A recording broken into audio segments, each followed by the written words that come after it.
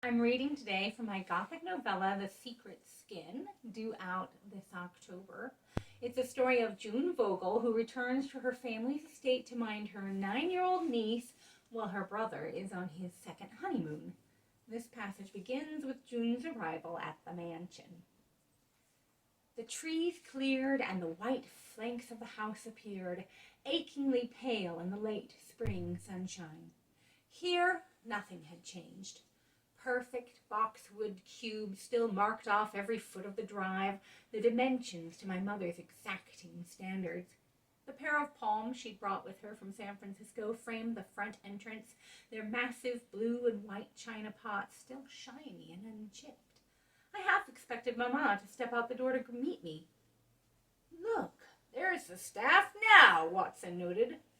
The staff stood in the semicircle of the carriage turnabout, blue uniforms crisp, aprons starched, caps on straight. Mrs. Franklin stood at attention beside the front door, Beeman and Monsieur Alain at her sides. Beside them stood a pimple-faced maid and a young man in gardening boots. Was this it? Could a house as grand as Storm Break run on a staff of only 5? And if the staff knew I was arriving, why hadn't anyone brought my niece down to meet me? The car stopped. "I reckon you're home, Miss Vogel." For a moment I just sat there, straining my neck to peer up to the top of the house, taking in the white siding of the upper floors, the delicate casement windows. I'd grown used to fine houses, walking with my sister in the best of Portland's neighborhoods, but Storm Break did not present herself as a house. Its dormers looked down at the world with a presence no mere dwelling could ever convey.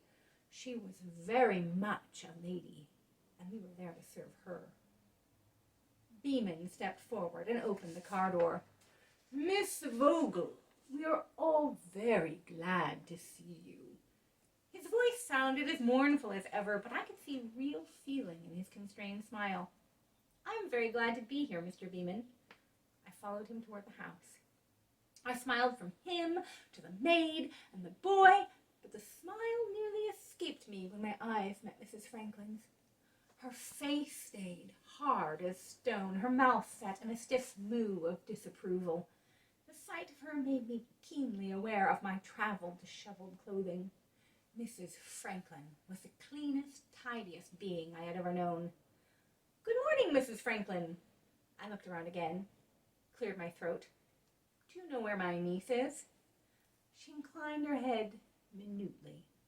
"Resting, Miss Vogel. I didn't think you would want me to bother her." I drew myself to my full height, hoping it made me look a bit more kempt. "I see. Well, I'll check on her myself, I suppose. Could you see to my things, Mrs. Franklin? Beeman, if you could show me to my charge." Mrs. Franklin glanced down at my wrinkled skirt, and her lips tightened. I tried not to flinch away from her as I pushed through the front door. It looked just the same. The entry's mirror-polished parquet floor in shades of oak and cherry, the great staircase connecting the 2 wings and the 2 main floors. A rose-patterned runner warmed its treads, which rose to the landing where I had so often huddled with my sketchbook and my pastels, trying to capture the magnificence of the portrait hanging on the wall. The painting was easiest to see from the landing, especially if you came down the stairs that split off the children's wing. In the morning I could get up, dash down to the landing, and see the picture of my mother in her cotillion best, her blue dress a wonder of layers and lace. It was like the sea, that dress, all froth and foam on the surface, mystery at its depths. I couldn't help but turn myself so I could greet that image before I took in anything else inside the house. My mother looked down at me, fresh and young and somehow still all-knowing, her eyes unreadable as they stared down at me. "Miss?" Beeman directed me past the staircase and into the lower hallway, not up the stairs, but toward the kitchen. "Where are you taking me? Where is my niece?" He looked back at me, the mild expression on his face as close to a shout of surprise as he ever managed. "To Miss Abigail's room, as you requested." "Shouldn't she be in one of the children's rooms?" We passed the kitchen door and turned a corner. The hard wood changed to drab linoleum. I had almost never been this far back in the house. This was Mrs. Franklin's territory. He opened the door to the back stairs. Her nanny preferred to have her nearby. That woman was fired over a year ago. Mr. Vogel gave no orders to have her moved. We passed the second-floor doorway, which only the servants used, and continued up. He opened the door at the top of the stairs. A gray ribbon of light lit up his face. The overhang of Stormbreak's roof kept most of the sunshine out of this hallway, the servants' quarters. The air smelled of strong lye soap and beeswax. At least someone had the presence of mind to whitewash the walls, which gave a bit of brightness to the space. Spartan it was, but it was still nicer than the quarters I'd kept when I first left Stormbreak to work as a teacher. Beeman nodded at the green door here at the end of the corridor. This is the little lady's. I laid my hand on the knob, thought again, and rapped gently.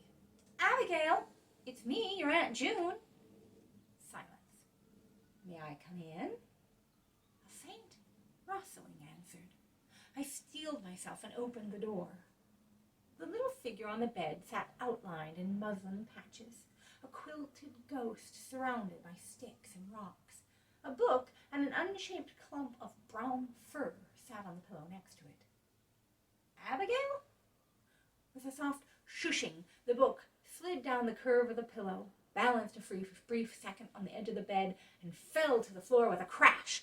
The fur thing went too. The quilt whipped back from the girl's face, and she flew up at me. Why'd you do that? Her tiny fist battered my chest, her face one red, raw expanse of open mouth.